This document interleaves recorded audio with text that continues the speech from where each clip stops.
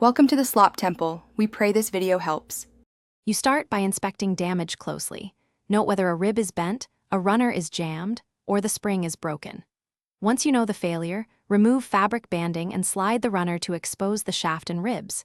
Use pliers to steady fragile tips. Make sure to collect any tiny rivets or clips. This first step saves time because you'll avoid guessing later. As you prep parts, keep components organized left to right in repair order so reassembly is straightforward. You'll now disassemble the central assembly. Unscrew the cap or pry out the top pin, then slide off the runner and free the spring. Carefully swap in a replacement rib or spring. Align each rib's notch into its runner slot so they open evenly. Once parts are in place, apply a drop of light oil to the shaft and test runner travel by hand to ensure smooth motion. Make sure the spring tension feels balanced before reattaching the cap to avoid binding or uneven opening. You finish by securing the cap or pin and seating any rivet or clip, keeping spring tension consistent. Once reassembled, open and close the umbrella 5 to 10 times to seat parts and reveal any subtle snags.